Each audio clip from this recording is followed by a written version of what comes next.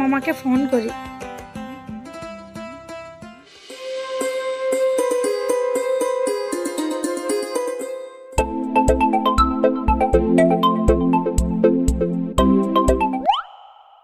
Hello hello মামা, হ্যাঁ কোথায়?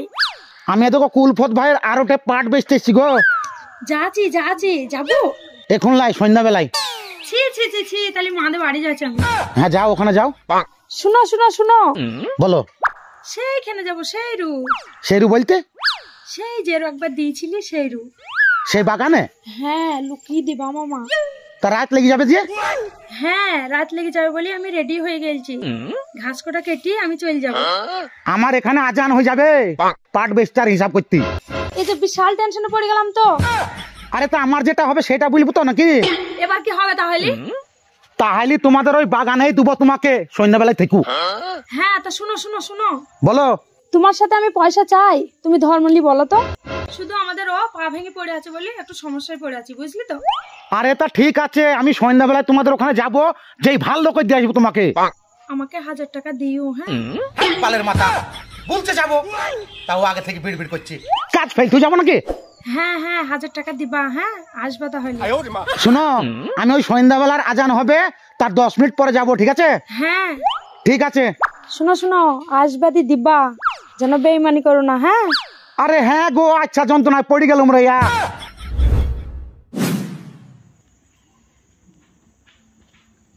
রাহুল, আমি একটা ছেলে আর একটা মেয়ের ভাইরাল অডিও পেয়েছি, শুনবে?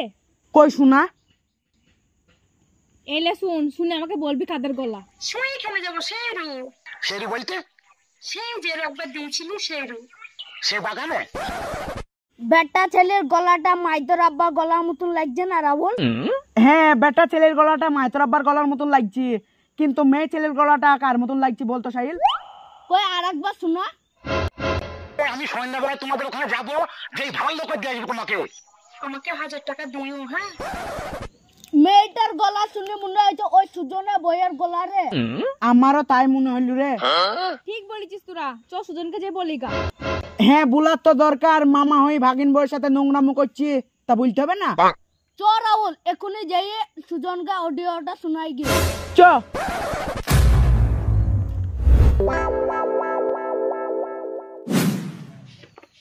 সুজন ভাই, এই অডিওটা শোনো, কাদের গলা। কোথায়? আমি তো কুলফত ভাইয়ের আরোটে পাট বেচতেছি গো। যাচ্ছি যাবো এখন নয়, সন্ধ্যাবেলায়। আরে এটা তো আমার মামার আর আমার বউর গলা রে।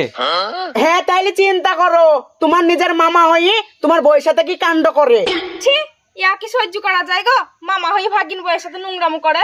ছি, পাড়া মান সম্মান কিছু রাখলো না গো। সুজন ভাই তোমার বউ।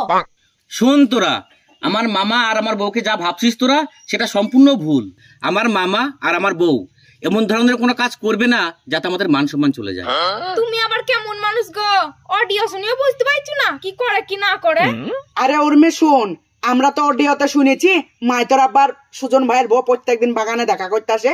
ওই বাগানে আজকে যাবো, যেই খপাক করে ধরবো, ধরি সুজন ভাইয়ের কাছে লাইসবো, সুজন ভাই যা খুশি তাই করবি। ঠিক আছে, যা খুশি তাই করিস, যা। ঠিক আছে।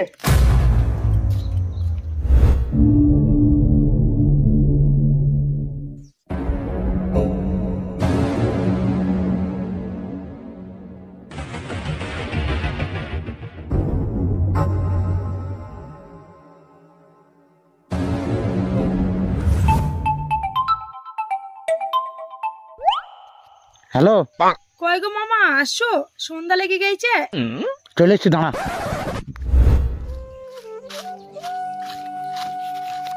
এলে ফোন পে অ্যাকাউন্ট খুলতে পারিস নি, কষ্ট করে দিতে আসতে হয়।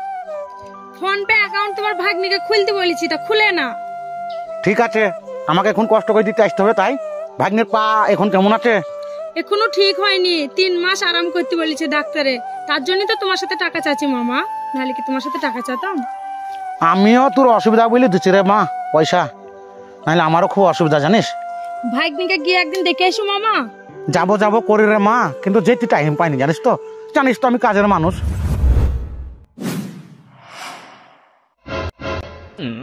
ওটা দেখেছিস কেমন ঘিনঘিনি লোক, নিজের ভাগিন বউকে বাগানে ডেকে লেছি রসের রসের গল্প করছি।